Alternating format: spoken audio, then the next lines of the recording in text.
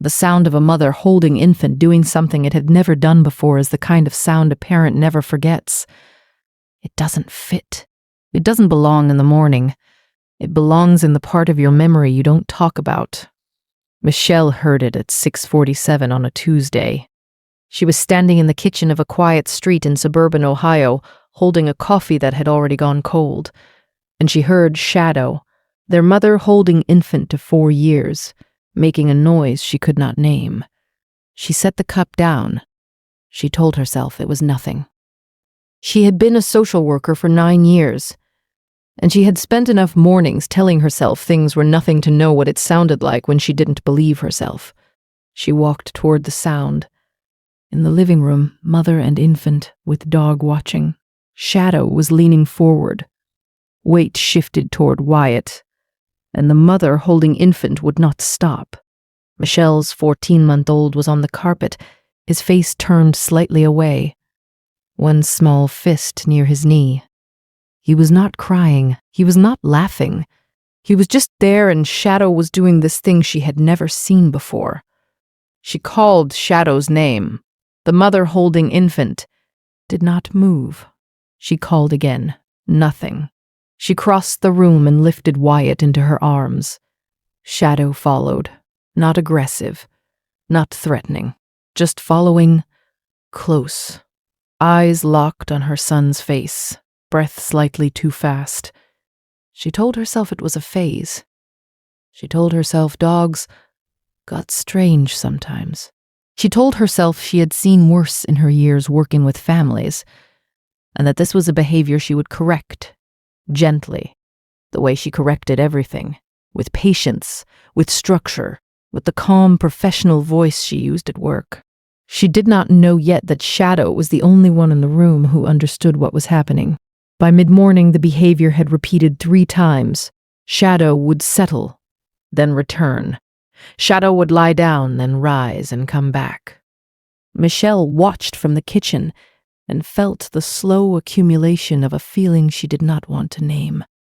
Her professional brain, the brain that had read hundreds of charts and seen the slow tells of children whose bodies were quietly going wrong, kept whispering something her mother brain refused to hear. It was the mother holding infant. It had to be the mother holding infant. She called Greg. He picked up on the second ring. She told him what she had seen. She heard her own voice, measured, clinical, the voice she used when she was about to tell a parent something they did not want to hear. And she realized the parent she was telling was herself. "Maybe we need to keep them separated," he said. "Just until we know." She agreed. She could feel the door closing as she said it. She could feel the part of her that had loved this mother holding infant for 4 years stepping back to let the part of her that was a mother make the decision. By noon, Shadow was outside. The afternoon was quiet.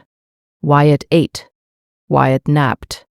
Michelle stood at the window and watched Shadow pace the back patio in slow, deliberate lines, never taking eyes off the door. She told herself this was the right thing. She told herself she had done what any responsible parent would do. She told herself the certainty she felt was earned by training and years and credentials. She was wrong about all of it. At 2:14 in the afternoon, Wyatt stopped breathing. It was not loud. It was not dramatic. It was the way real emergencies arrive, the way her training had told her they always arrived. Quietly, while you are looking at the baby monitor on the dresser, while you are folding a small pair of socks, while you are halfway through a thought about dinner. She heard Shadow first, not from outside. From the patio door, the mother holding infant was hitting the glass with a force that did not belong to a 4-year-old family pet. It was the sound of an animal that had decided the door no longer applied. She turned. She looked at her son, and then she ran. What happened next? She would tell the paramedics, then the doctor, then the specialist on call.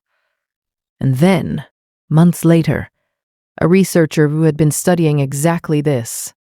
Each time she told it, she would leave out the part where she had locked Shadow outside. Each time she would feel the same heat rise behind her eyes, The doctor who finally explained it was a young woman with quiet hands. She used the words DG019 on a printed sheet of paper. She said Wyatt had been showing the earliest signs of something invisible to a parent's eye, but unmistakable to a creature whose entire world is scent. She said dogs had been documented detecting this kind of change as much as 45 minutes before any human instrument could.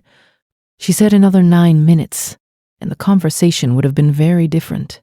Michelle did not cry in the hospital. She cried in the car. She cried on the way home.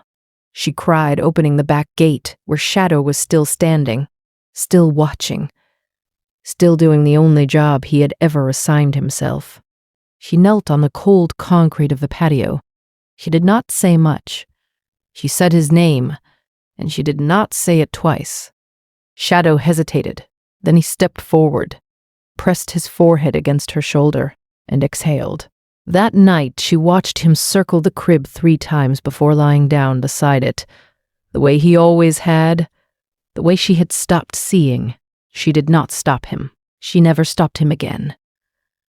Later that night, after the hospital, after the second round of tests, after the specialist had repeated the words she could not yet say out loud, Michelle stood in the doorway of her son's room and watched. Shadow was at his usual post, half on the rug, half on the cool wood of the floor, facing the crib at an angle that took in both the door and the window. He was not asleep. He had not been asleep in hours. She did not know if he would sleep tonight. She did not.